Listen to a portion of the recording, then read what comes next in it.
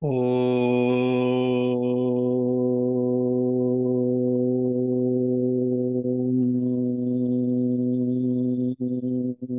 Mangalam Gurudevaya Devi Matriksha Mangalam Mangalam Bhakta Brindevyo Sarvalokaya Mangalam Om Stapakaya Dharmasya Sarvadharma Sarupine Avatar Varishtaya Ramakrishnaya Mangalam Om Sarashiva Samarambam Shankaracharya Ashmarachara Prayantam Vande Gurum Paramparam Om Guru Brahma Guru Vishnu Guru Devo Maheshwara Guru Devo Param Brahman Tasmai Shri Guruve Namaha Om Bhadrakali Namo Nityam Saraswati Namo Namaha Vira Viranga Vedanta Vijastana Evacha Sri Ganesha Sharada Gurubhyo Namaha Hari Om Jai Ma Jai Ma Jai Ma.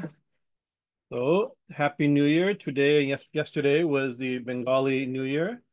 Actually, not just Bengal, actually, many states in India celebrate this is New Year. Kerala, I think also, Ananda, I think Thailand also, isn't it? So many other South Asian countries, this is considered the main New Year. So Happy New Year. We really wait. We had a Bengali, one of our Bengali families call day before yesterday, and I said Happy New Year. So that it's not New Year's yet. So in the Indian system, you can't say Happy New Year until after the New Year. So can't do it a day beforehand. So yesterday, I think officially was a date. So Happy New Year, everybody. So continuing our reading and discussion on the on the Devi Gita from the Srimad Devi Bhagavatam, important Shakta text.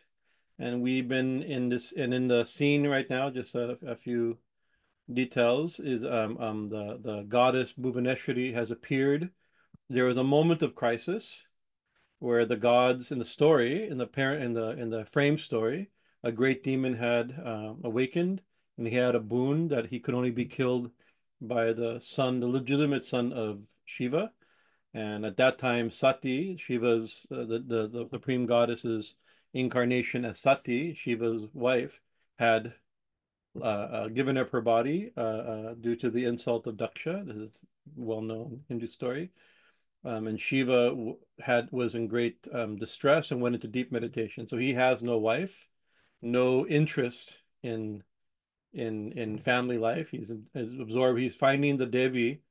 Actually, it's interesting. What Shiva is doing. Shiva is focusing on the Devi.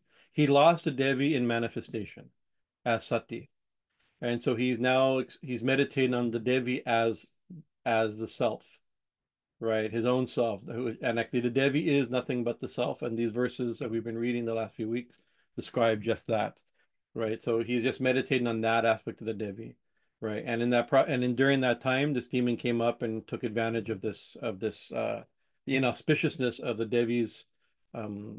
She's no longer manifest in this world, obviously manifest in this world. So during an inauspicious moment, this demon came up and did tremendous tapasya, got a boon from Lord Brahma, and had that he would not be killed except by the son of Shiva. So he's guaranteed something like immortality because Shiva has no wife, therefore no son. So the gods, not knowing what to do, they retreat. First, they actually go to Lord Vishnu, and Vishnu says, the problem is that you neglected the Devi, right? You need to go right now to the Himalayas to perform austerities. And they performed thousands of years of spiritual practice, the gods in the Himalayas. And we had talked about that in the earlier couple of years ago when we started this series about the sadhanas that they perform. It's very important because I think we have to keep today's verses in light of the sadhanas that they performed.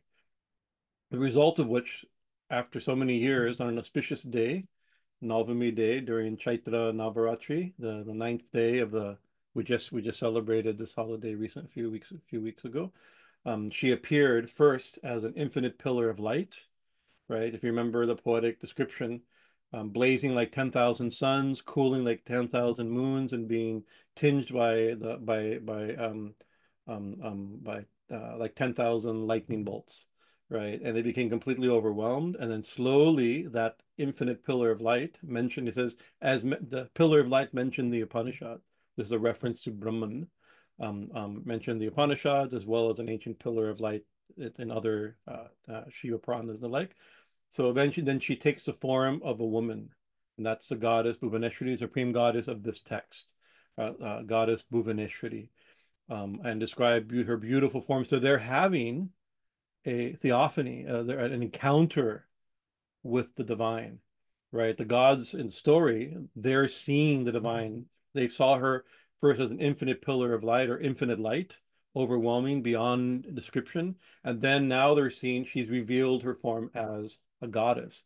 So theophany, I think they call it, right? The not only revelation of the God, but the revelation of the goddess, right? An encounter with the goddess. In that, they ask a boon. After they recover, they get overwhelmed. They pray in the language of the of the Vedas and the Tantras. They describe they not knowing what to do and what to say. They resort to the ancient prayers. And some of these verses are from the Chandi and other texts. They recite these prayers and they control themselves. And she responds, "Ask a boon," right? And so the boon, the main boon, is that you'll be born. You have to be born so that Shiva can get married to you and therefore have a son. There will be Kartikeya who will kill the demon Tarakasura and thus save the world. So that's the ultimate thing. But actually, what they really pray for is after the years of sadhana, they've purified their mind and purified their heart. So really, while they still have that intention of you must be we asking you to be born so that a son can kill Tarakasura and end the suffering of the world, they almost forgot what they pray for instead is let us have uninterrupted vision of you, let us know you, teach, like this, and teach us the way, teach us about your forms, teach us about your holy days, teach us about your worship, teach us about the tantric and Vedic methods of worshiping you. So they inquire after thousands of years, tens of thousands of years of sadhana, of spiritual practice, to have this encounter with the divine. They know she's real. They have the direct. They don't just believe she's real, or have reasoned it out that she's real. They know she's real. They're experiencing her. I mean, their hairs are standing on end, tear-soaked body they're trying to see her through through teary eyes. It described very poetically these verses. Um, um, but then then she begins to describe further sadhana, right? So they're actually this is a sadhana shastra. They did perform spiritual practices to purify their mind and heart, to attain the grace of the Devi, and now that and then the Devi reveals these spiritual truths to them, as well as further instructions on spiritual practice, so that they may have uninterrupted vision, right? Full, actually, the language of this particular text has a very Advaitic flavor to it, especially the verses we are in now. But even the general language of the Devi Gita has an Advaitic, non-dual bhava. So he says you can attain by this process, by pure devotion, by pure awakening, by highest devotion, you'll attain my essential nature, union with my essential nature. So like some oneness with her, as that's understood. So the verses, I'm going to just because even though every week we're only like 10, 12 verses into this chapter, so it won't take long to go through the verses again, just to remind ourselves what's being said, because hopefully tonight, we'll be able to finish this little section, little subsection, and then there'll be a kind of a bit of a, a temporary conclusion, right? So the goddess, and I have to do a shared. Hold on here. I did something wrong here.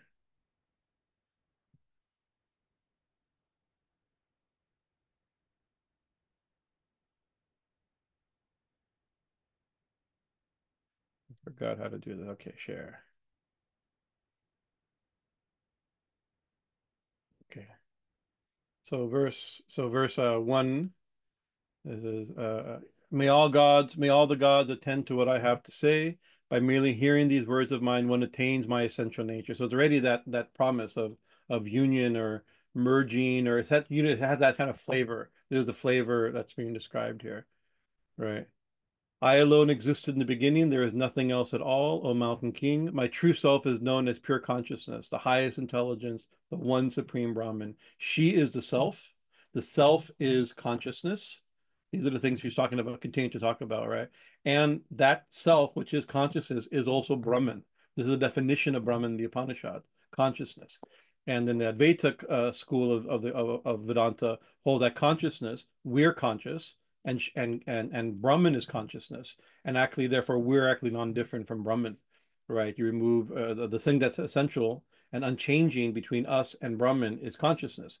Otherwise, we have name and form, nama rupa, that comes and goes, right? So, but the thing that's eternal and unchanging is consciousness, and she is an eternal consciousness. This is kind of the argument that she's presenting, right? It is beyond reason, indescribable, incomparable, incorruptible. From out of itself evolves a certain power renowned or called Maya. So this is the topic being described now. From this one beyond reason, describable, incomparable, incorruptible consciousness, which is the self, which is Brahman, evolves Maya, some power, mysterious power called Maya. That's neither real nor unreal, is neither real nor unreal is this Maya, nor is it both, for that would be incongruous. Lacking such characteristics, this indefinite entity has always subsisted, right? As heat inheres in fire, as brilliance in the sun, as cool light in the moon, just so this Maya inheres firmly in me.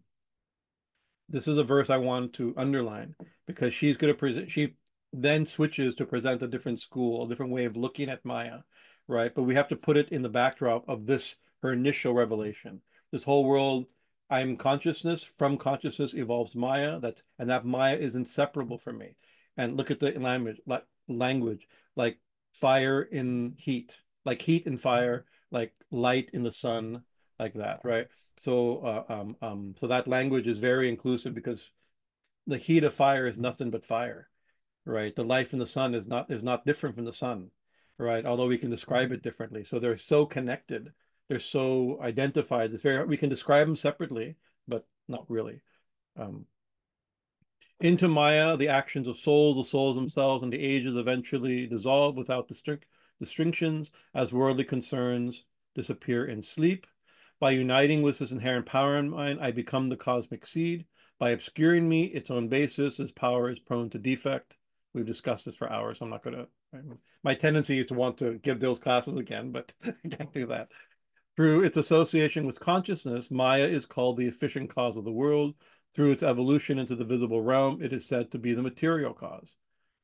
Um, some call this Maya the power of austerities, others call it darkness, still others dullness, or knowledge, illusion, matter, nature, energy, or the unborn. All the different schools of Indian philosophy describing different views of Maya, right? Those versed in Shaiva scriptures declare her as to be Vimarsha, reflective awareness, while those contemplate who contemplate the doctrines of the Vedas or Vedantins, right, declare her to be powerful avidya, ignorance. And then she uses this school to continue her description from the Vedantic school.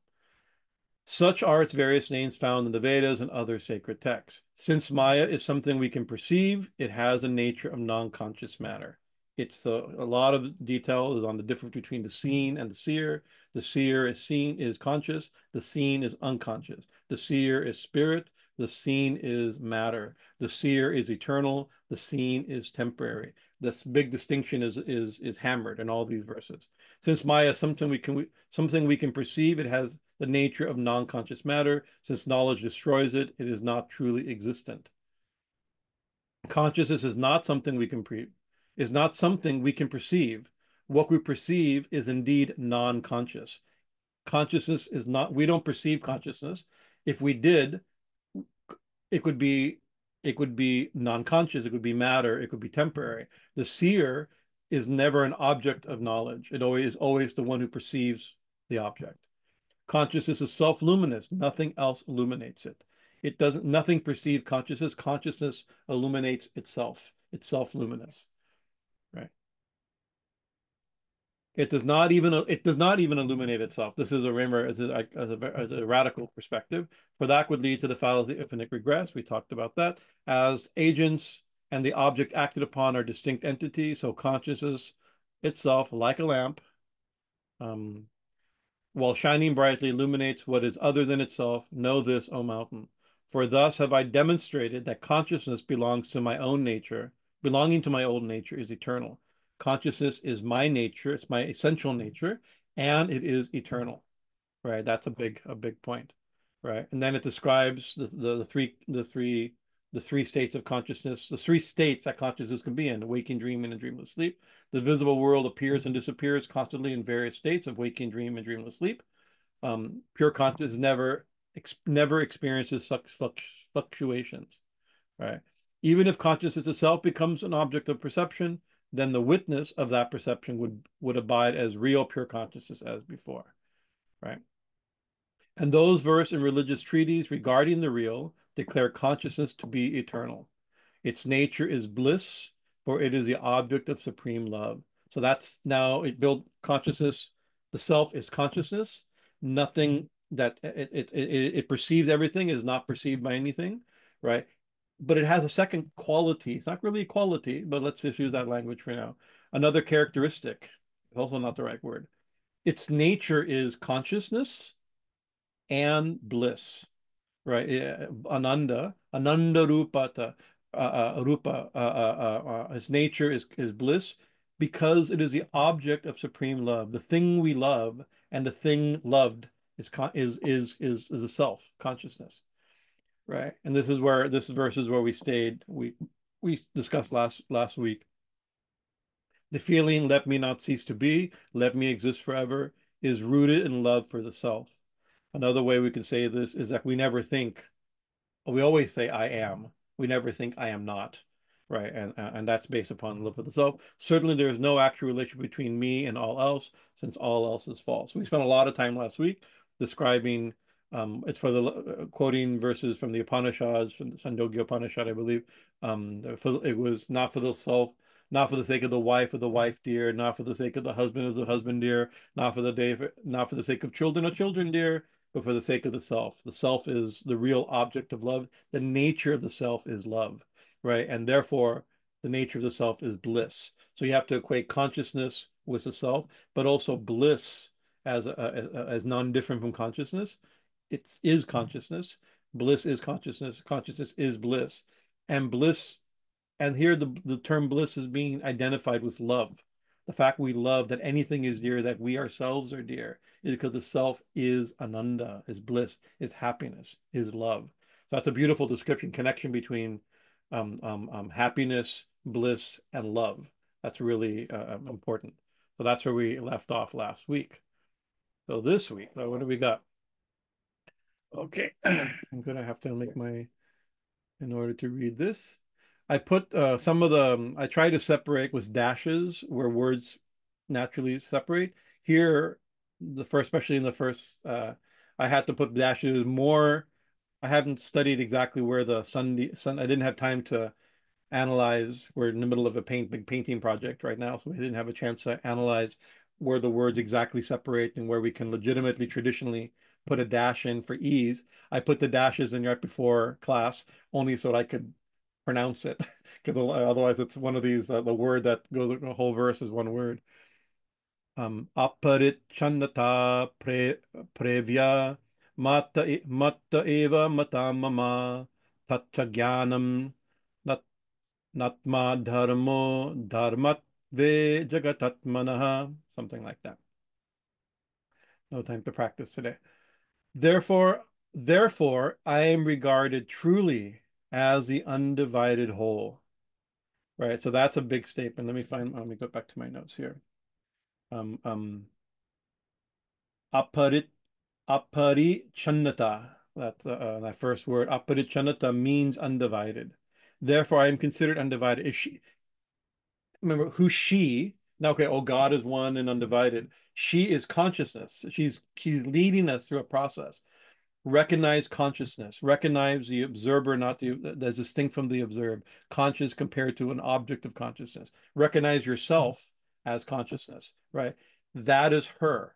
Consciousness is undivided, right? Once we recognize consciousness, you recognize it undivided, right? He said, what do you mean undivided? Is also the observed. No, I have nothing to do with the observed. It's not even real. That's what she said in the last verse, right? The harsh position, not all Shakta schools, including the one she describes before and after these verses. This describes like that. But in classical Vedanta consciousness, there's only consciousness. There's no even the subject-object relationship is not real. There's only the subject. The object, there's no real connection with an object. Though I am regarded as the undivided whole, and that consciousness is not an attribute of the self, right? For then the self would be like an object. So this is an interesting. This is jnanam nātma-dharmo, nā-atma-dharmo, right? So there's a very interesting. This term will be here atma-dharmo, and the next for cid-dharma, right? Dharma. So atma-dharma, the dharma of consciousness, jnana here. Uh, uh, uh, um, in the previous not jnanam is consciousness. It means knowledge, but here means consciousness, right? Consciousness is not the dharma of the atman, nātma-dharmo, right? In the next verse it says he uses cid-dharma. Consciousness is not, again, the same point, and we'll get to that verse hopefully in a moment. So it's a very specific use of the word dharma. Right. Usually we think of dharma as, I mean, there's no good translation of dharma. There's no single translation of dharma. There are actually many good translations of dharma according to how the word dharma is being used. Right. Sometimes dharma could mean rules. It could be appropriate, required, obligatory behavior and actions. Dharma could be righteousness. Dharma could be like the Buddha Dharma, like the group, a body of teachings, right? A body of teachings, like almost like it's tricky to use this word. Right now in the morning we're reading a book that's challenging the use of translating dharma as religion, but you could say dharma as like the Hindu dharma or Jain dharma or Buddhist dharma as like the group of teaching, something like a religious doctrine or tradition is the dharma, right? There's many uses of the word dharma. Here, it's a very specific use of something's nature or qualities. And so sometimes we have to be careful because I sometimes say, maybe even in these classes I may have said, oh, like to try to use the word dharma as like the nature of something, like the dharma in the Bhagavatam it says the dharma. Srimad Bhagavatam, the Vaishnava Srimad Bhagavatam, the dharma of the soul, right, has four legs, right, and these four aspects of the dharma of the soul, qualities of the soul, nature of the soul, and that is honesty, austerity, purity, and mercy, right? These are the soul's qualities, right? And therefore it encourages us, right, to develop let these qualities shine because these are the natural qualities, the dharma of the Atman, right? These are the qualities of the soul. So, and sometimes we say, oh, like the quality of the dharma of water is in this use is like to flow or to be wet. Wetness and flowingness are qualities of water, right? Heat and light are qualities of fire, right? So here is like attribute or characteristic or quality, right? So that use of the term dharma, attribute, characteristic, quality, right? So in a certain sense, they're second tier. They're not the thing itself, right? In the next verse, I'll flush this out a little bit more about this distinction. But you can see in certain forms of Shaktism, tantric, the especially the revelation and realization of Sri Ramakrishna about the nature of Brahman and its manifestation, right? Brahman is the thing itself, right? Reality itself, and Your residency. My husband just went over that. Somebody. Brahman is a thing itself, and Shakti, right? To use Thakur's Sri Ramakrishna's language, Brahman and Shakti, or Brahman and Kali. Shakti or Brahm is the energy or the manifestation here, exactly identified as Maya, right? That power by which Brahman manifest, right?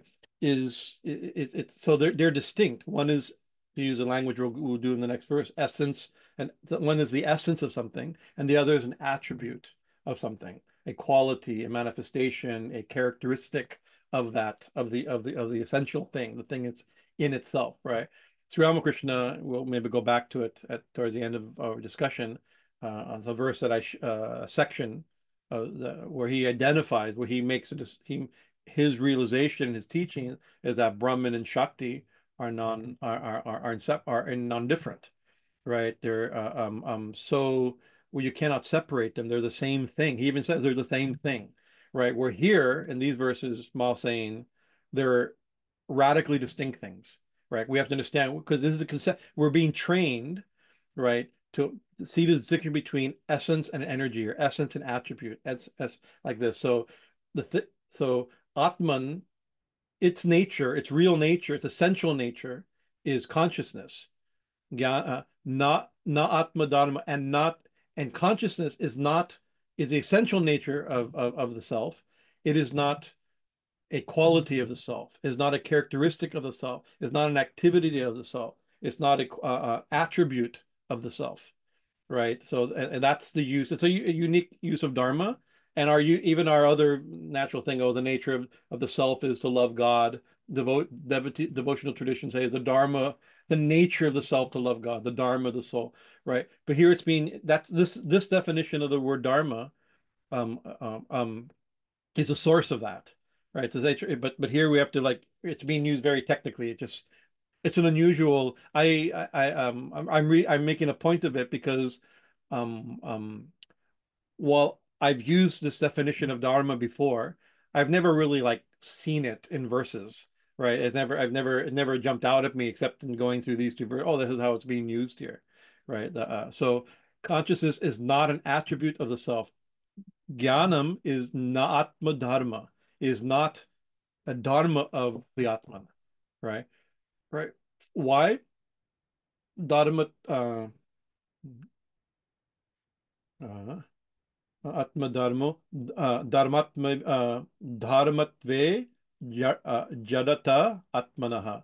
Because then the self would be an object, right? So now it's saying, so that means anything, it's declaring any characteristic, quality, or attribute or energy, right, to be something that can be, we can perceive those things, right? Therefore, they're objects, not subject, right? And so consciousness can't be even like, oh, consciousness. Okay, consciousness is the nature of the self. Oh, the self is conscious, right? No, no, no. The self is consciousness. If the self is conscious, then it's an attribute, a characteristics, or a quality of the self. Consciousness would be consciousness would be a characteristic, attribute, or quality of the self, and therefore an object. And she's already trained us, trained us, right, to understand that that could make consciousness an object, therefore jada, inert, unconscious matter, right? So it's leading us through this method of philosophical inquiry, of self-analysis. Yeah.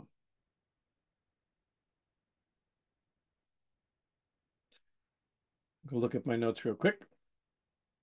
Synonyms for dharma, and as I've mentioned, character aspect, also trait. That's another word we could use. I'm just looking.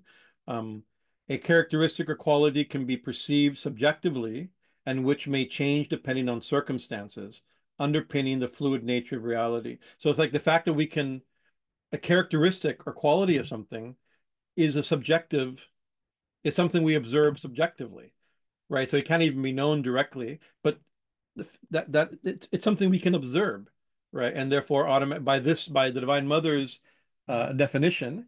And she's using, I mentioned, most of these verses are rephrasings or direct quotes from Advaita Vedantic texts like Panchadasi, right? So, which we mentioned last few weeks also, right? So these are classic Vedantic arguments that she herself is training us and training the gods to contemplate, right?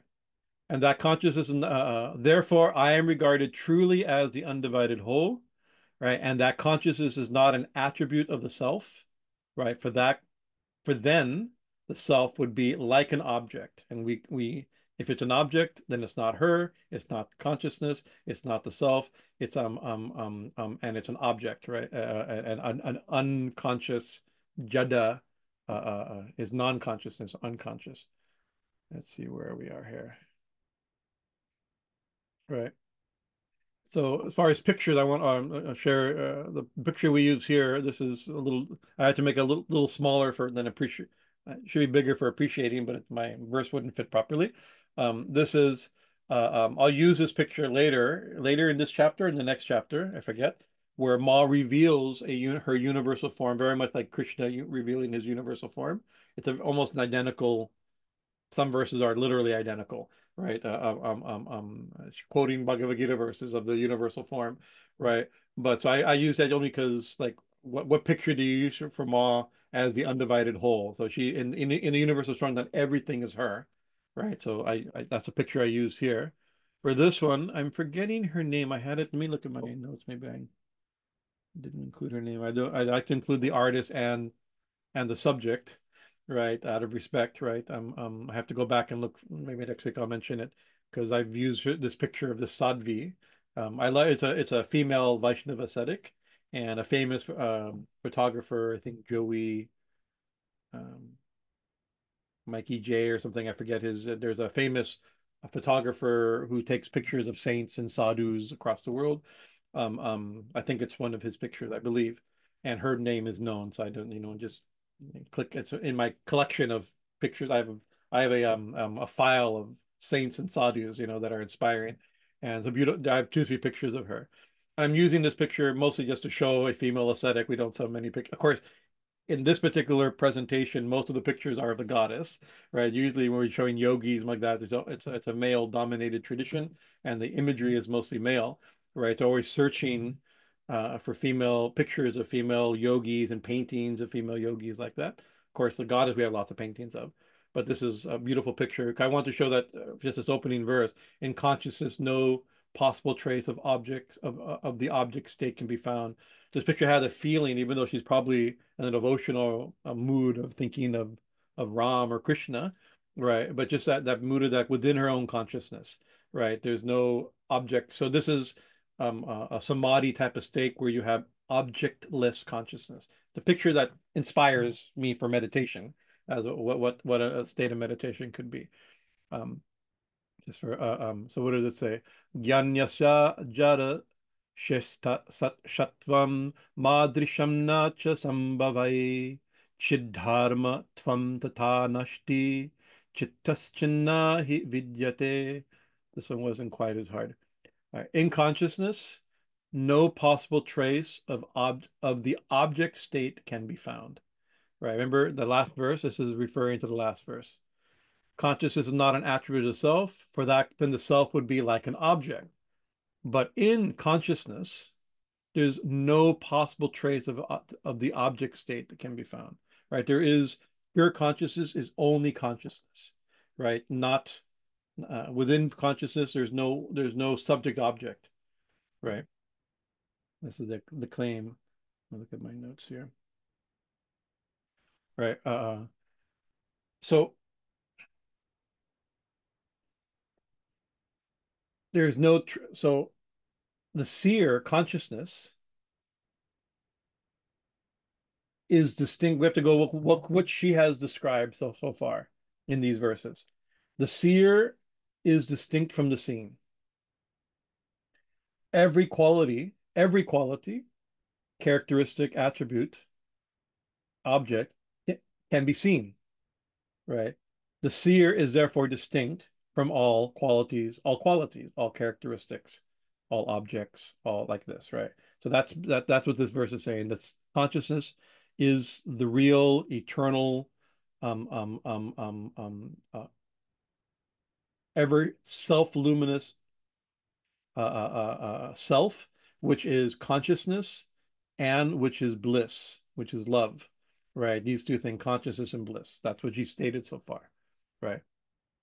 Then cid-dharma-tvaṃ, consciousness, dharmatve. And so consciousness has tathā nāsti, has no attributes. Here's again that dharma uses attribute, right? Attribute or what did we say before? Attribute, characteristic, quality, or trait.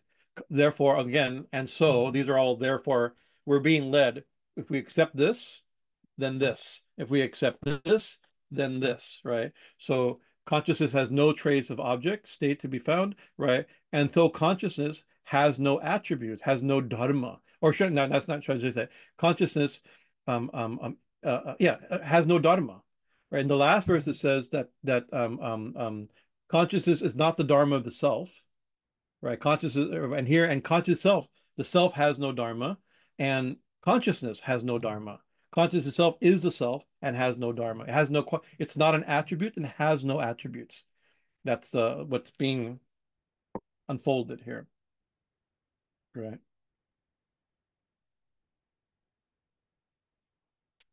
Jñānasya, yeah. And so consciousness has no attributes.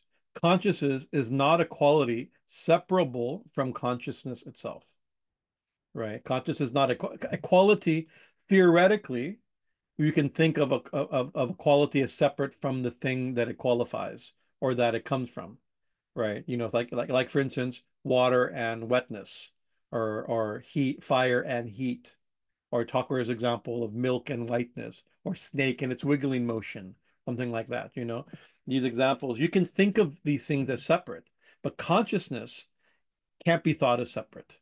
Consciousness is the thing itself, right? You can't even think of it as separate, right? It's not, consciousness is not anything that's separate from consciousness itself, right? Uh, um, uh, so here again, cid-dharma, so attributes of consciousness. So consciousness is not an attribute of consciousness, right? Consciousness is not an attribute of the self. Self is consciousness. I mean, you can see the math. I mean, there's lots of algebra going on here, math going on, real simple math going on here. Sometimes because I have math anxiety, thinking too much about this way gets me a little bit anxious. This, therefore this, therefore this, the logical structure of it is being pounded, right? So let's see. I believe this is from the intro. This is from the maybe from the commentary or from a footnote of this verse or the previous verse, from the commentator Mahadevam. He's a commentator on the Panchadasi. When I mentioned these verses are in the language and sometimes direct quotes from the Panchadasi, right? Right.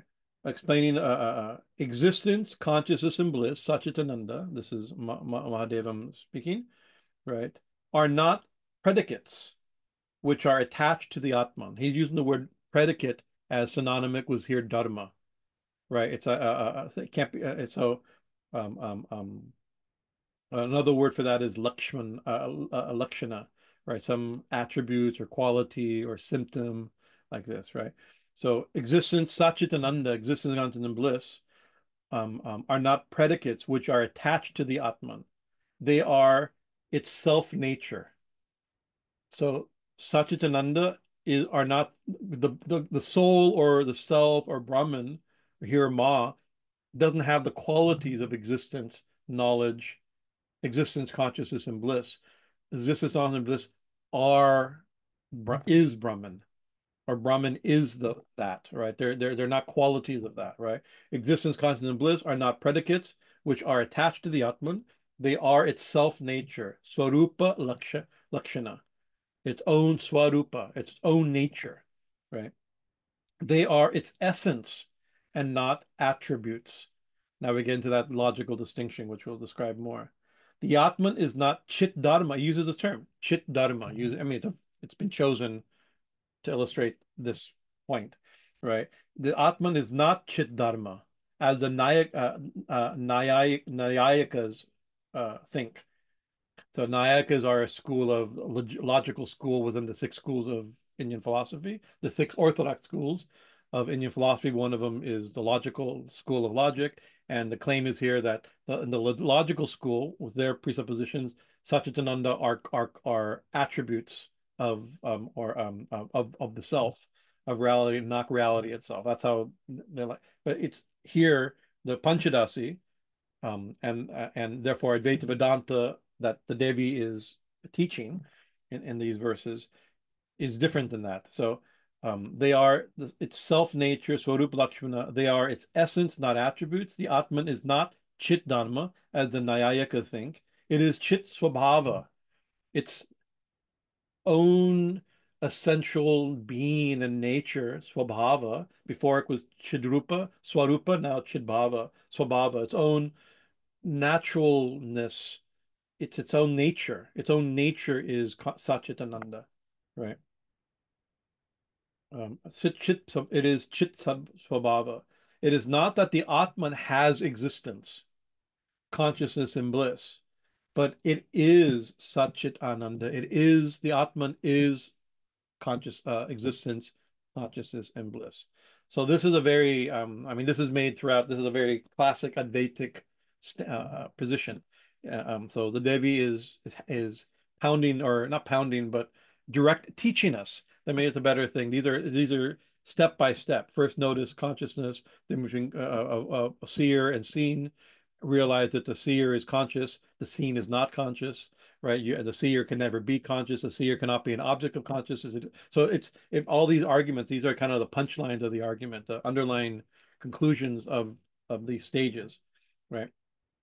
Right. So that brings us interesting to, and so conscious has no attributes. Conscious is not a quality separable from consciousness itself. Cid-dharma-tvaṃ tathā nāsti, citaścinna, citaścinna hi vidyate. I'm going to get out of this real quick, just for the sake of a change. We'll go back to this verse, and we can discuss a little bit this this chid and chid-dharma, or atman and atma-dharma, or like the consciousness as essence, not as attribute, right? And so this brings it. We just, to sake of opportunity to talk, I'll bring up some philosophical point, or some training in philosophy, right? So in theology, right? So essence versus attribute. Maybe verse is not the word. The difference between essence and attribute, right? So we've already discussed it like this. So essence refers to the fundamental nature or defining characteristic of something. Even characteristic is the wrong word. We have to use this language. We have to use this language. We don't have other language for this, right? Of something. While attribute describes a quality, a feature that is ascribed to or belonging to the something, right? So this is a simple thing. Then in Christianity, right, Christian theologians for a very long time have meditated upon this. And so they say, rather than in philosophy, I mean in language and philosophy, essence and attribute, right? Something, the essential thing, and the things that are predicated to it, like this, right? Um, um, um, Something that describes it, like that. So in Orthodox, meaning like Russian Orthodox, Greek Orthodox, that form of Christianity, ancient Eastern forms of Christianity, as distinct from Protestantism and Catholicism. Catholicism and Protestantism that comes out of reaction to Catholicism. It's a very ancient schism in the ancient church. Right? Something, I mean, interested in, if you're interested in. So they hold, in the Orthodox traditions, generally they use this term essence and energies, right, rather than essence and attributes. The energies are in the attributes, what philosophically we call attributes. In theologically, in the Orthodox Church, they use as energies, included, but something more, plus something more. I like this because we can also think of essence for and energy as Brahman and Shakti, which is Thakur's language, right? Energy, Shakti means energy, right? So we have to think what is the energy. So essence refers to the fundamental nature or being of something, same as before, right? Particularly God. Here we're talking about God, but the reality of God, the essential nature of God, right? Well, well, energy is referred to the divine activity or power that God exerts on the world and in the lives of believers. So God's activity or activity and power, right? Energy is power, right? You have energy and the energetic, you have power and the powerful, right? So the energy of God, that what God does, we'll use the, what God does. What does God do? Well, in classical Christian theology, in Western theology, He creates a world, right? He creates us and the world, right? So that's one thing He does, right? Through His power and his that's His activity. He's creative, right? Whether you think He created out of nothing or out of Himself, or generally they don't accept the creation out of nothing like some Christian theologians do, but they create out of His own nature, right? There's energy that you create a world, or if you accept that a world always existed, right? Still He's the creative power. God is the creative power. His power keeps the world functioning, right? It's without God, there'd be no world. There'd be, so without existence, nothing would exist, right? So as power like that, but also then it because this is the from the writings of monastic saints, right? In the Orthodox Church, right? It's about God's movement within us as grace, right? As revelation, right? So even our what God does in the lives of His believers and lovers and followers, right? So it's not only God's power to do stuff, but also His actions within the lives of and within the lives of people, right? These are the energies of God, right? Essence is considered, and in the Orthodox tradition, the essence is considered unknowable, right? Inaccessible, right? Because any statement about it, you're moving into the realm of energies, right? So do you say, oh God, if you say, oh God is powerful, right? Power is an energy, not God, right? The essence of God nothing can be said about it, him, her, right? And so, Thakur used sometimes this language also.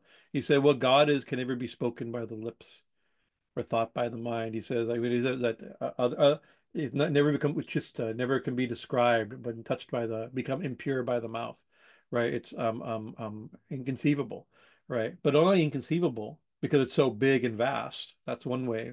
Thakur used the example like a mountain of sugar. A little ant can never know the full mountain or something like that, right? Or a salt dog going to the ocean to measure the depth of the ocean. It's impossible, right?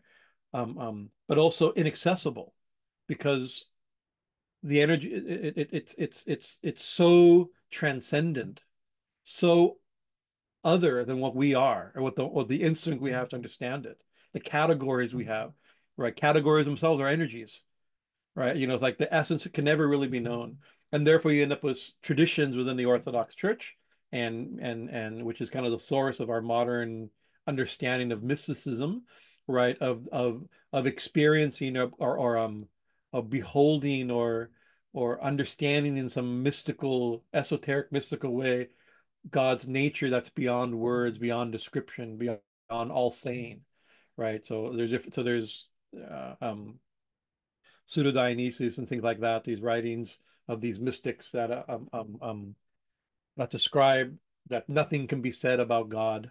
And so that's their version of neti neti. Anything that can be said or thought or contemplated about the essence of the divine is already has to be rejected, and that's not it, not it, not it, not it.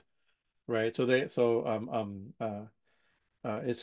unknowable and inaccessible, while energies are accessible, right? And also can be experienced, both the energies of this world that we see, right? The powers of this world, right?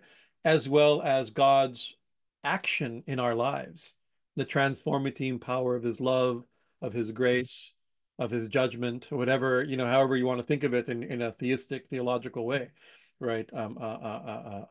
So the energies can be known, right? It can be described, right? But the essence can't be known. It's unknowable and inaccessible. Yet mystics um, um, um,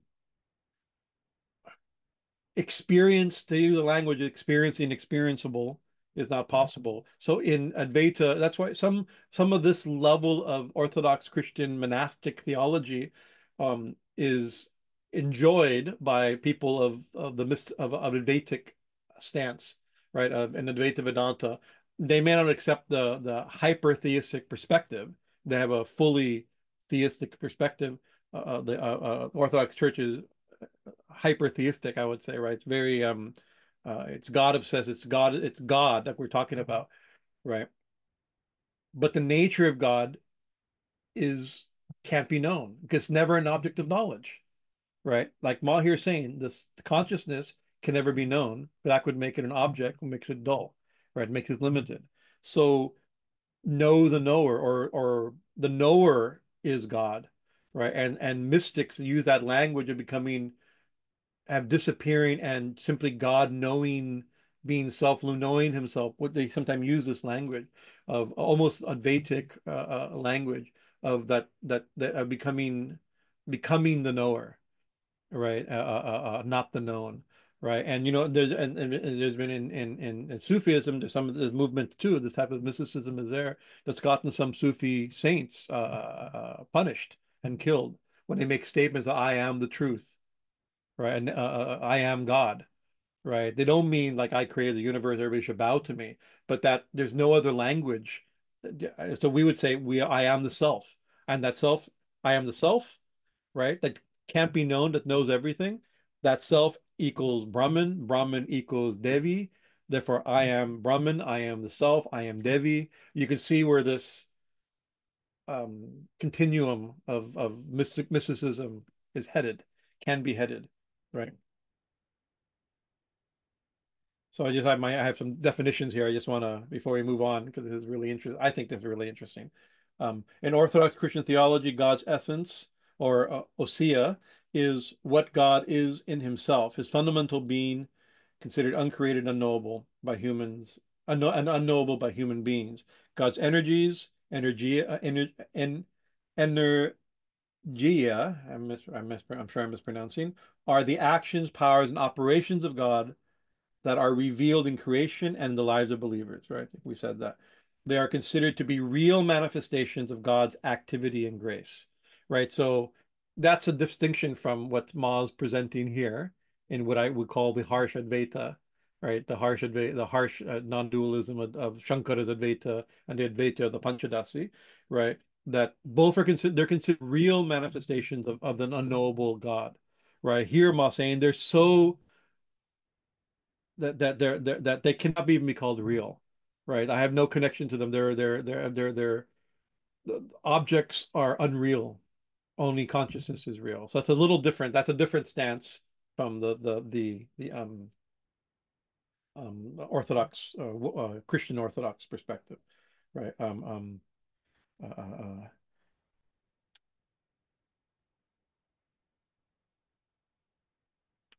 uh, I forgot to mention this. This is highly developed in the Orthodox tradition by Saint Gregory Palamas, or Saint Gregory of Palamas, maybe we could say. And he was doing this actually to justify a particular sect, a practice of a monastic practice of his sect or his ascetic community that practice a type of name recitation and a particular way of thinking of God against theological critics that thought their views were heretical. So he was the first to articulate in the Orthodox tradition this essence energies distinction, and describe both of them as real. One is ultimately real, but the other is also real, and he described them as distinct. Right, in the Catholic tradition, they also accept this language, but they would hold. I mean, Saint Thomas Aquinas is an example of this, if I remember properly. They're not, the distinction between them is not radical, right? Although this is not a principle of dogma where you can't be Catholic if you don't if you don't accept the if you reject the absolute distinction between energies and essence, it's not considered that. This is a theological point that's described that's discussed within the community, Catholic and Orthodox community, right? In my notes here, a common analogy is the sun. The essence of the sun is unknowable, but its energies, like warmth and light, are accessible and experienced through its rays, right? So let's go back an example of this. Right? Well, we won't do that quite yet. So I'm going to read something from the commentary into this verse from the Mackenzie Brown. I think it's in his own commentary, not from the footnote, from the core commentary. You can look it up. The goddess here also denies that consciousness is an attribute of the self or herself, right? Right. It's not her attribute, right? In accord with Advaitic principles affirming the radical oneness of the supreme subject beyond all qualifications or attributes. Neti neti. Only objects have qualities or attributes. Thus, the goddess does not possess consciousness, but rather is consciousness. These are the same points we've been making, right? Right. So what time is it? I have 1 minute. Yeah, we'll do this next verse.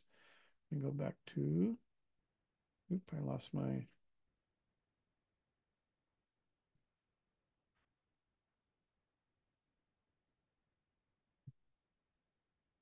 right. This is her therefore verse, right? Her conclusion, I mean, she's continuing her argument. She's not going to describe how, based upon this, she creates how she's a cause material the efficient material and forgot, anyway, all possible causes of the universe, right? So therefore she says, Tasmat atma jnana rupaha sukha rupascha sarvada satya purno prasangascha dvaita jwala vivarjitaha, something like that. Therefore, the self in essence is consciousness. Tashmat atma jnana rupa, right? Therefore, right, this is like we followed all the points, right, in her argument, right, and therefore the self is consciousness, right, and she pointed out it's also bliss, right, right, because it's a let me not cease to be, that the argument wasn't very elaborately made, right, but she's consciousness and bliss, right, sukha rupascha sarvada, always sarvada sukha rupascha. And also, here says, therefore, the self in essence, rupa, is jnana, right? Consciousness. Sukha rupascha. And also, its essence is, in my translation, I probably would have used the word essence twice. Its essence is consciousness, and its essence is bliss, right? But here, I mean, the cha, anyway, the and puts it together. So therefore the essence of the self is consciousness. The essence of the self is bliss. Sarvada, always. Interesting, the word here for bliss, he's translated as bliss, is not ananda, right? But it's sukha. Sukha simply means happiness, but happiness is a drop of bliss. We talked about that last week, I believe. I forget it was who, maybe Edmund asked, not Edmund, who wasn't Edmund, but somebody asked last week about the nature of bliss, right? But happiness itself is bliss. So the nature of conscious of the self is consciousness and happiness, not just bliss. We just use a more common word as opposed to misery. The self is happiness. It's not happy, it's happiness. It's not consciousness, it's not conscious, it's consciousness, right? It is the thing itself. Always, right? It is real. And now it gives a nice litany of things that can be said. That you can't say things about the self, but these are things that she's going to say about the self, right? Let me get my it is satya. Satya means real, right? Purno or purna. Purna means full, right? Apya sangascha. Apya means real. It's unattached to anything. or beyond any relation, right? This apya means relationship, right? Is an asanga. It's completely asangascha. It has no relationship with anything. It's pure. I mean, this is true apophatic type of perspective, just the thing itself, right? Beyond all relations, right? And it says, and dvaita jala. Dvaita jala means the illusion. Dvaita jala is the illusion of duality, right? It is, and it says, vivarjita, it is free. It is free from the delusion of duality or the illusion, the mistake of duality, right? It's simply the self is pure consciousness, consciousness itself. It is bliss itself, right? It is real. It is complete. Beyond, it has no relations with anything because there's nothing besides it, and it's free from the illusion of reality. So that's the self. We've already described that this Atman here also refers to Brahman. So Brahman is the real, complete, beyond all relations, and free from the illusion of duality. And Devi, Bhuvaneshwari, Supreme Mother herself, is real, complete, beyond all relations, and free from the illusion or delusion of reality, of duality. Right? Right. So this is the conclusion of this little sub-argument. From this principle, you go, therefore, and then she's going to use from that, she's going to jump into another description of the next stage of the evolution of how we get a world out of this, or seemingly get a world out of this, right? Out of this fact, right? This premise, right? So Ma gives classical arguments from Advaita Vedanta here, right? For proof of the self and its nature as consciousness and bliss, right? She identifies herself as the self. These and identifies herself with the self, right? I'm going to get out of this for the sake change. Uh, um, um, so these arguments, right? These are philosophical arguments. This premise, this conclusion. But what if you don't accept those premises? Right. So it's not just these aren't self. Of course, I think the claim is that these are self-obvious. Right. Consciousness is observer, not the observed. That's self-obvious. We think we exist, not that we don't exist. That's self-obvious. Right. So she's using like um arguing from a set of first principles, unchallengeable first principles that are accepted. But so we're being led like, oh, notice this first principle and notice the conclusion from that, right?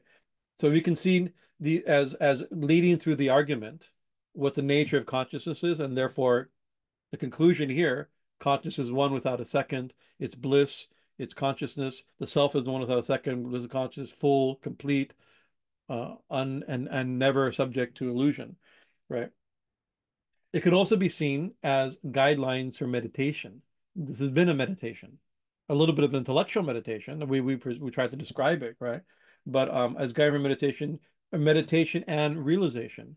First, we meditate the distinction between the seer and the seen, subject and object, gross and subtle, so a permanent and changing, right? These are and we're taught. There's whole texts called the on this. These are it's a spiritual practice. It's a yogic method, if you would, a technology, right? To go through these stages. So not just we're making the argument, we should also be noticing. Oh yeah, it's true. Consciousness is unchanging within the changing states of consciousness.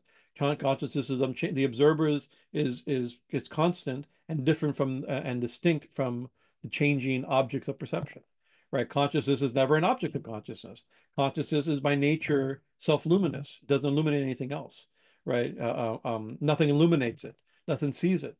Yes, consciousness is also bliss. Right? We can the argument we can see not just an argument. These are practices of meditation leading to a realization, the realization of what the therefore realization, right? Right. So the therefore is both the conclusion of an argument as well as a realization that comes from direct experience. There should be an aha moment. Wow, what is consciousness? It should be a stunned, wordless revelation where the divine mother as a self, as our self, realizes this fact, which is self-obvious to herself at all times, right? So that's the It's direct experience. So I started, the reason I spent a little time in the frame story of the gods doing spiritual practice to purify their consciousness so they can see, they can get a response to the Divine Mother. Then they have a vision, a profound spiritual experience of an infinite pillar of light, like 10,000 suns, like cooling like 10,000 moons, right? Then that pillar of light taking on the form of a goddess, overwhelming them, described with extremely meaningful iconographic detail, right? Each one different aspect of realization. They can get overwhelmed and choke and crying, and then they pull themselves together and use the words of the scriptures to praise her, and then they begin this incredible dialogue where she promises to be born as their child to save the world, right? And then begins this further. So this is not this whole thing is sadhana, experience, and realization, right? This is their direct experience, right? So this for us, it may be, oh, we're reading about this. And so one of the thing if you attended this class before in the previous time or other um, um, series of scripture classes I've given at Kali Mandir, one of the things, my kind of guiding principle is that we shouldn't be satisfied. This is describing somebody else's spiritual realization, the realization of the Himalayas and the gods, right, in their spiritual crisis, right? We shouldn't be satisfied with somebody reading about somebody else's spiritual realization, right? It should be inspiring us, right? Oh, it's possible, right? The gods, I mean, it was not easy. The gods did 10,000 years of sadhana in order to purify their minds enough to have this encounter. And that encounter wasn't enough. Now she's continuing, giving him more sadhana, stage by stage, next realization, next realization, next realization, right? So it should move us to this to want to experience this. Knowing this, I mean, I just give it a nice, that consciousness and the self is an essence, not an energy. Well, that's great. Now I can describe, and I've also, now you have enough to say that, you know enough to say that. You can also, so the Eastern Orthodox tradition believes in the distinction between energy and essence. The Catholic Church does not exactly see that as the same way. We can give this argument, right?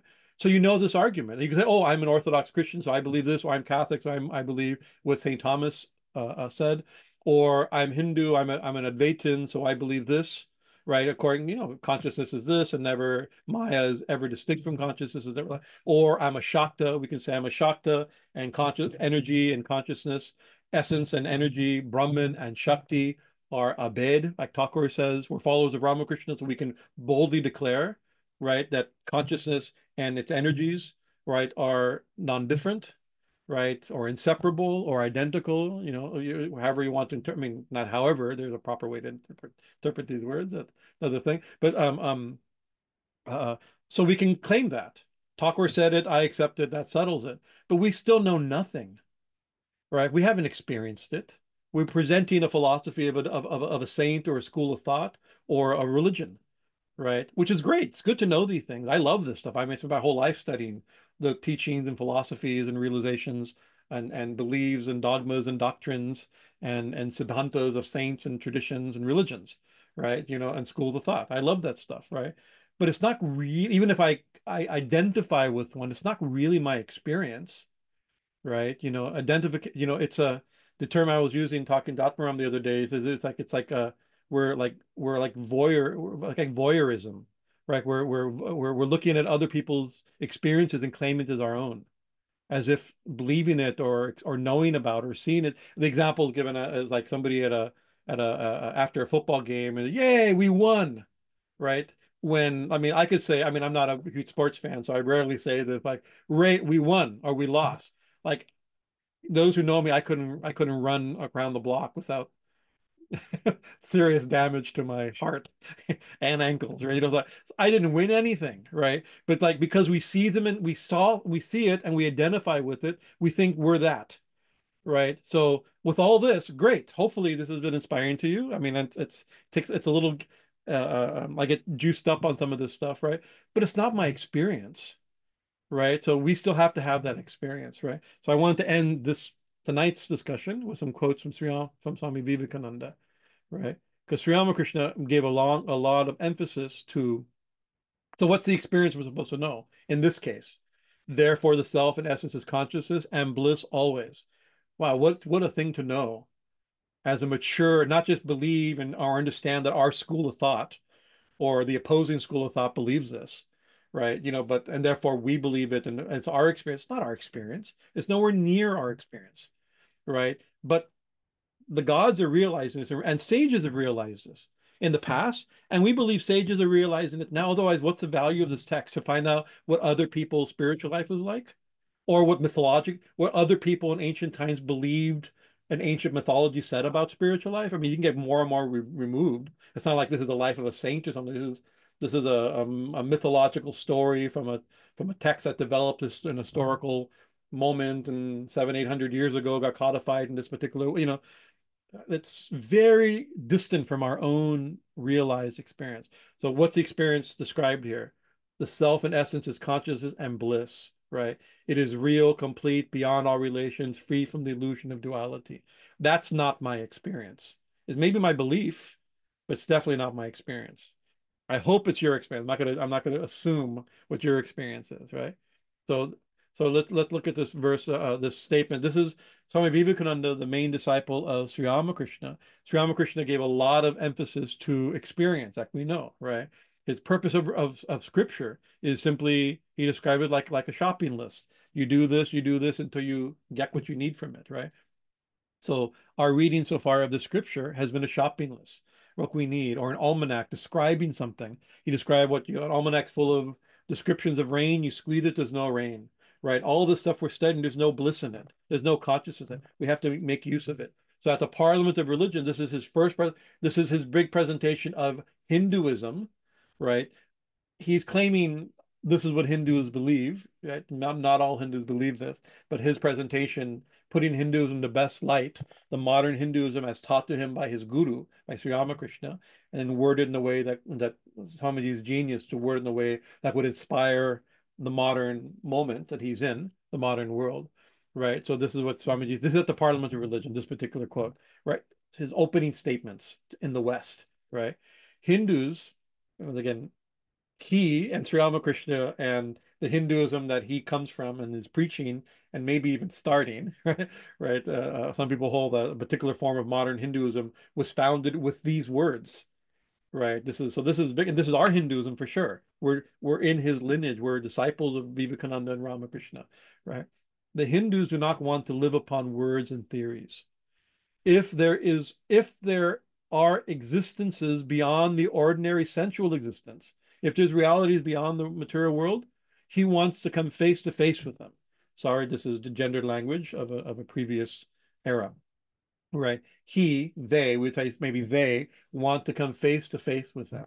If there's existences, spiritual, beyond matter, beyond the body, beyond the senses, the Hindu wants to come face to face with them. If there is a soul in him, which is not matter, right? If the self is not an object of, that conscious and unconscious, the thing that Ma was talking about. If there is a soul within him, which is not matter, if there is an all-merciful soul, if there's a God, if the soul is real, that's not matter. If there's a God, right? He will go to him direct, right?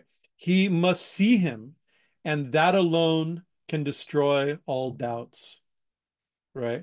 So the best proof a Hindu sage gives about the soul, about God, is I have seen the soul, I have seen God, right? So the fact that some souls have said that, some sages have said that in the past and in the present, right? Even in modern times, right? Means that that's the important thing is the Hindu sage. So the best proof a Hindu sage gives about the soul and God, the proof of God and the soul, is I have seen the soul. I have felt the soul. I have seen God. And that is the only condition of perfection.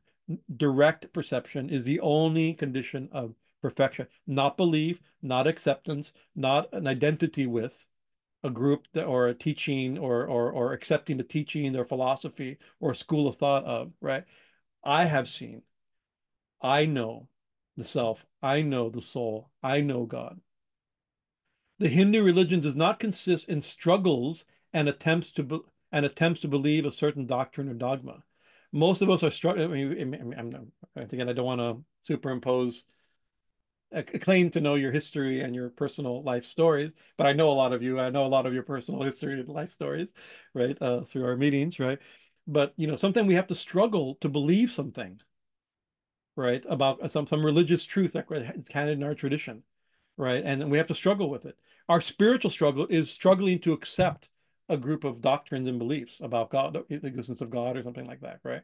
Right. So the Hindu religion does not consist of struggles and attempts to believe a certain doctrine or dogma, but a struggle and attempts to in realizing but in realizing, not in believing, but in being. Oh, sorry, I've read that very badly. Forgive me. The Hindu religion does not consist in struggles and attempts to believe a certain doctrine or dogma, but in realizing, not in believing, but in being and becoming. So this is his opening talk, and maybe not the very first talk, maybe the second talk he gave at the parliament when he read his paper in Hinduism, I believe. Right. One more quote I want to use here. Right. And I get the pages, and the pages are there in the complete works. You can see it. The mighty word that came out of the sky of spirituality in India. Very poetic. The great word, the great idea, the great concept that has come out of the spiritual firmament of the Hindu and the Indian tradition was Anubhuti. Anubhuti, Anubhava, the different words like Anubhuti means realization, direct perception, right? Right. The mighty word that came out of the sky of spirituality in India was anubhuti, realization. And ours are only the books which declare again and again the Lord is to be seen. Of course, that's a big claim. Only our religion says our books say this. Maybe you can see in other books it's saying that you can see God. But many religions, and this is a polemical point he's making. He's presenting the glory of Hinduism, right? So it's compared to other traditions, right, that say you must believe something. Like he's saying, Hindu doesn't have to believe it. You have to experience it. You have to see God. God can be seen, not just God exists and we have to accept it, right? Because somebody else has seen, or the Vedas declare, or like a prophet has said, right? Or the Guru tells us, right? We have to see. The Lord can be seen.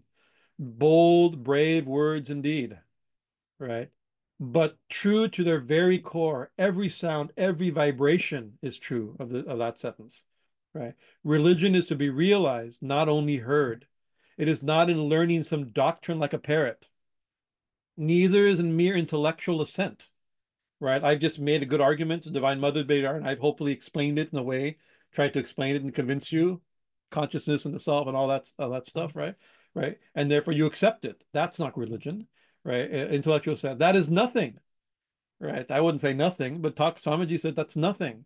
But it must come into us. And therefore the greatest proof that we have of the existence of God is not because our reason says so, but because God has been seen by the ancients as well as by the moderns. Right. So not only, even if we have not seen God, the fact of why we should believe in God and the self and the Atman is God can be seen. Right. And therefore, I mean, when I see God, when I know the self, right, then I will be in that category. But until then, we believe this ancient rishis saw God and knew the self. Or we believe modern rishis like Sri Ramakrishna and Vivekananda, right, and Lord Chaitanya and Shankaracharya and Dattatreya and Anandamoy or Ramana Maharishi and Neem Karoli. But we could start filling in our own pantheon of saints and sages of the modern world that they know the self. They have seen God, right? And therefore we can have faith that it's still possible. And then we can also know and we can also see God. Right. So I think I've went a little over, but I wanted to finish the section. Uh, uh, uh, uh, are there any comments or questions? You have a few minutes. Oh, Carolyn, do you have a? Ramaji, who? Mo. Oh, Carolyn, did you have your hand up? No, we can't. We can't hear you. Oh, Hello? yes, now we can hear you. Jai Ma. Sorry I was late this evening, I originally had a question about Who's Shakti. this? I'm missing because I don't see the picture. It's Carolyn. Oh, Carol. Okay, I lost your picture, but I see your voice. Okay, I'm sorry, I'm on my phone. no problem, I'm no not problem. sure. Oh, Oh, I see you here we now. go. Okay, Dharma. You know how not everyone knows how to use their iPhone. Yeah. Anyhow, I had question, but I'm going to hold one question. And I went back, and this just pointed out to me that on Shloka 2:9, some call this Maya the power of austerity. Yeah. And Yeah. so that really hit home after what you spoke. Yeah. Because I mean, I want so much Maya to be a part of it, but in this vision, you know, we have to say she has another place. And it's just very humbling to look at it this way. Yeah. And it seems that the practice is required, but it's in the end, it's the grace. I don't know.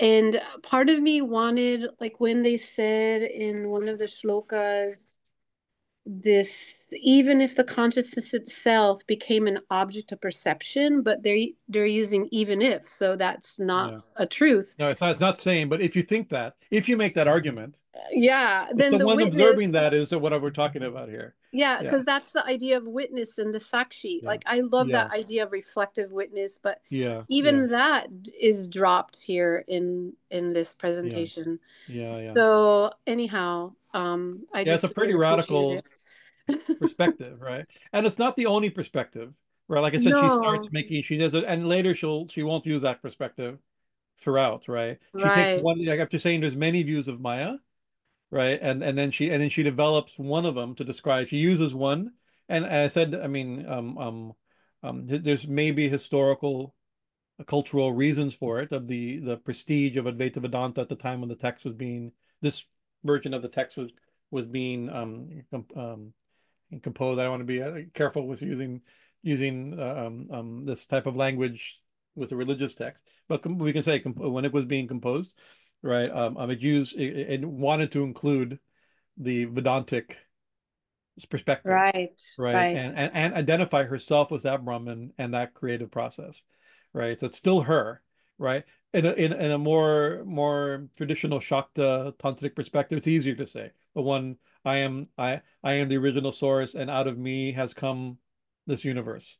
That could have been said in one sentence, but it doesn't get the cultural traction of the Vedantic tradition. Most like I'm assuming we cannot know for a fact why this is being used instead of something else, but it can be assumed because of the nature, what we understand of the moment when the Srimad Bhagavatam itself, Srimad Devi Bhagavatam was codified and came into circulation, and it had a certain function, right? Bringing these tantric and Shakta and indigenous goddess traditions and non-Vedic traditions into the Vedic fold, or claiming a Vedic pedigree. It can be seen both ways, right? Right.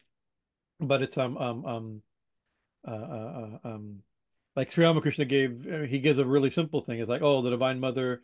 He says it's mentioned in the Vedas. What is it? The Urva Nabi Swamiji. What's that?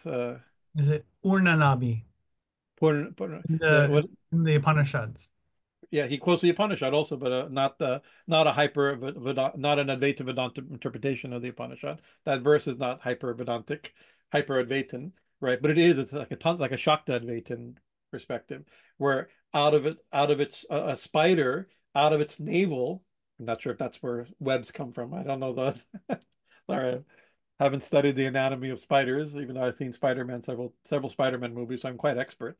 But but anyway, so a spider creates a web out of its own being and then lives in it, right? So Thomas Ramakrishna said the Divine Mother, out of her own being, creates a world and then inhabits it, right? So that's, I mean, it would be easier if Mao just said that, and she did about 700 years, 650 years later, as Sri Ramakrishna, or to Sri Ramakrishna, as another school of thought to understand how the Devi is a source of this entire creation, right? So that language suits course, we're devotees of Ramakrishna, and there's, oh, but like, oh, now I know that. I don't know that. Same, the point is, I like Ramakrishna, and I'm on his team, and he has that view, and so I have that view, and therefore I know just as much as Ramakrishna. I still don't know anything. We still have to do some sadhana. And even Sri Ramakrishna says, even within that school, right, he says in the beginning, you may have to think that the world is temporary and the self is and God is real, and the world is unreal, right? And so you have to make the distinction between the seer and the seen, the subtle and the gross, the knower and the known, the temporary and the permanent and the temporary, and all those type of distinctions as a stage in sadhana, right? And then focus on and try to know the known, try to know the real, try to know the subtle, try to know the unchanging, try to know the infinite compared to the finite, But then the Vijnani, the higher knowledge, which Ramakrishna is the prophet of the Vijnana, right? Of this age, the revealer of this understanding.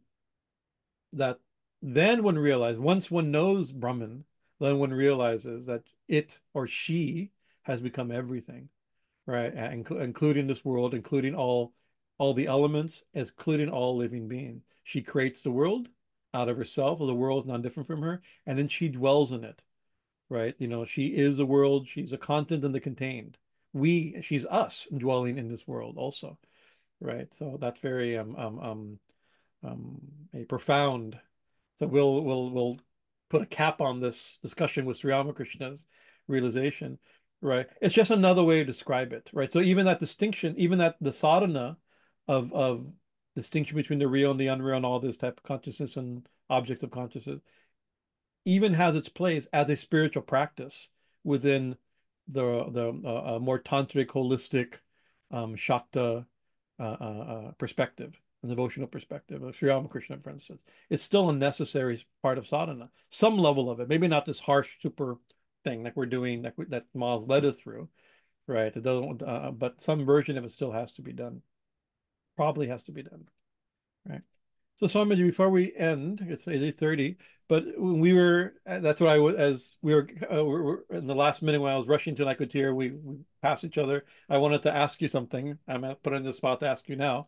When we were going through, as I began to look at these verses to start this class again, and struggling with this, like why she's presenting such as the particular school of thought, you had talked about like the frame story and many possible ways of presentation. You remember the point that was being made? I was trying to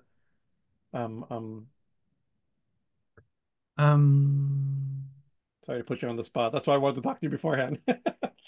I'm trying to this was last week or last week, even a couple weeks ago, but that we had a long discussion on this point. Yes, but it was so complicated. I should have written. I was saying I wish I'd have written this down because you had. Well, I think it was just reminding the fact, and you mentioned that earlier tonight, remembering the frame story that these are the gods. They've done austerity, they've had devotion, and Ma's appeared to them in this incredible vision. Now she's before them talking. So she's talking to someone and someone's listening. So she's the object of consciousness. So there's a subject and an object. So it's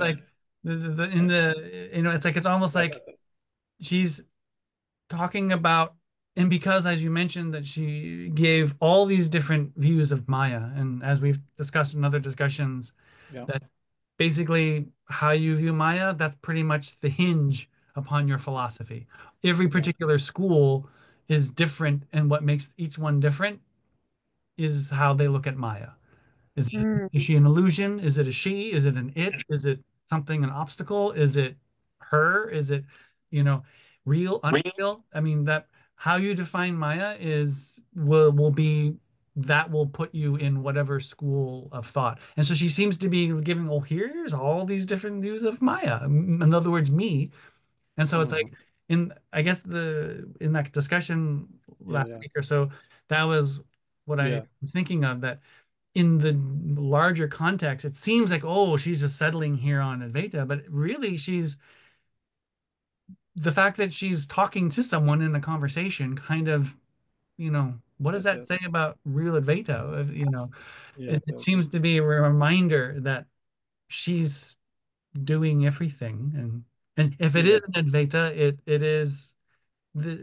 it's her. So it's a Shaktadvaita. Yeah. Shaktadvaita, or this, that she has become everything, including subject and object. Right.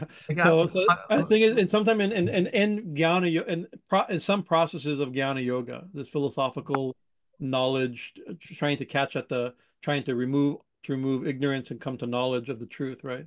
In jnana yoga and Advaita Vedanta, like that. That the clear distinction between subject and object has to be known, right? Right. And then we say, oh, Brahman, or the self, like she's saying, is the subject, not the object. It's the subtle, not the gross. It's the permanent, not the temporary. It is all those things like that. But actually, in Shaktadvaita, we present. I mean, I'm just using this term because it's been used by others, right? And for the sake of, we have to think about it. Maybe not the best term, but it's okay. Or the Advaita of the Srimad Bhagavatam, the Vaishnava text. I believe this is the Advaita of the Srimad Bhagavatam, is that she or he or it is the reality that underlies the subject and object and its relationship. Right. So but in order to know that, we don't even know the distinction between subject and object. We're so dull and dense. That's a part of the spiritual practice, is try to know the knower, not the distinct from the known, and the temporary distinct from the permanent, the unchanging, distinct from the changing, or the infinite as distinct as a distinct quality and category than the finite. Right. But she is the reality, or he is the reality that manifests as everything, including the subject and the object, including the gross and the subject, the subtle, and all those type of things. Right. That's another way of seeing it. So the distinction is still there, but she is that distinction. Lakan has posted, could she be talking to herself? I like that. Yeah, he's definitely talking to herself. Talking to herself. Yeah. And Ron Malima, you mentioned Ron Mali's here. Good. We miss Ron Mali in these. Hegel's theory of essence. Yes. So that's reasoning.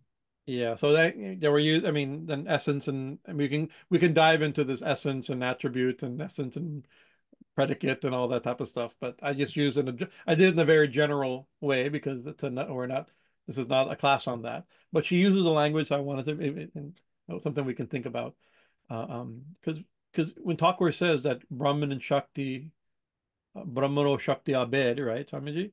Like Brahman and Shakti are non-different. Non-different. I sometimes get it wrong. Non-different. Swamiji has worked 10 years to understand what the best word and argued. And on top of that, we've moved Swami Bhajanananda to our side. A little bit. Translating it as non-different. That's a big philosophical accomplishment.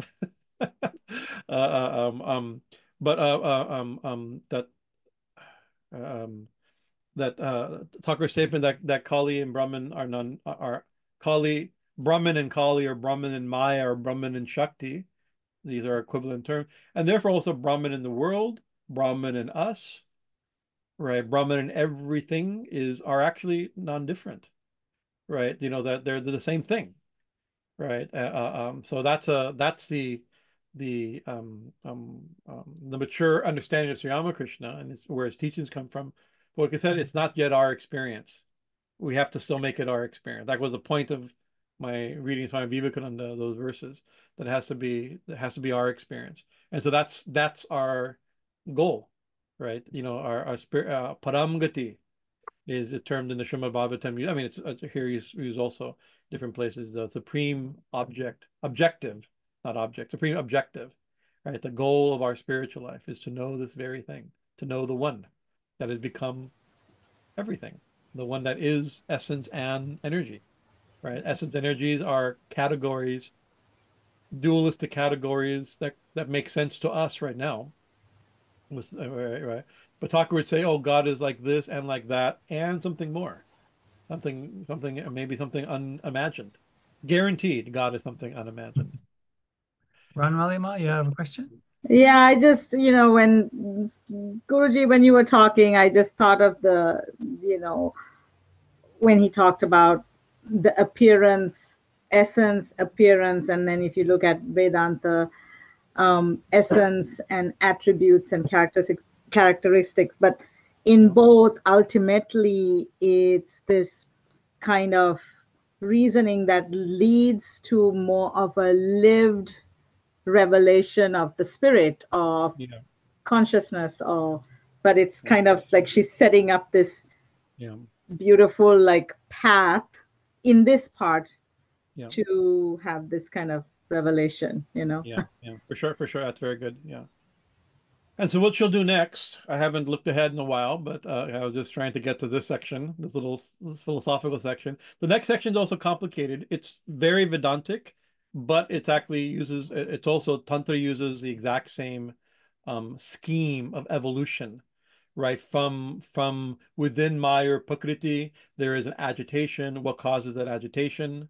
In an unreal or barely real world, that's never an, there's an agitation, seems to be an agitation or an agitation, and then how the different elements from space, from mind comes space, from space comes air, from air comes water, from water comes air, comes fire, from fire comes water, from water comes earth, and then from that we get bodies and we get a universe, and it's like this whole evolutionary scheme that uses the language of Sankhya, but in a tantric way, but also that very structure that we're accustomed in Tantra to think of, right? And Sankhya, the language of Sankhya, the vocabulary of Sankhya, and the philosophy and ontology of Tantra, right, actually is also used. It also gets borrowed, or which one's first? I have to admit I don't know just now. I have to look it up a little bit. Of Vedanta. These are classic Vedantic art. Even the Panchadasi makes these arguments of how you get from the subtle body of the world into causal body, subtle body to a physical body of the world through the stage of evolution. So that'd be the next section. I have to look at it. How we'll present. I have to think how to present it. That'll be my next week's contemplation. So very, very good. Thank you for your kind attention. We went 10 Just have minutes one over. more comment, Guruji, Oh, very what's that? quickly. Heather Ma, you have the coolest headphones. Okay. Oh, very okay. That is the fact.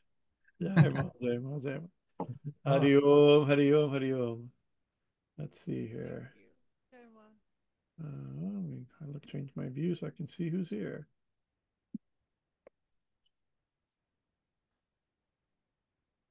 Jai Ma, Jai Ma, Jai Ma. Maggie, Jai Ma, Jai Krishna Ma.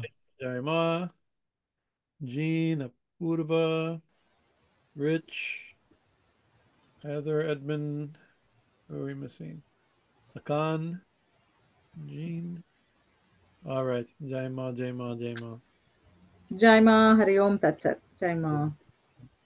I'm Guruji.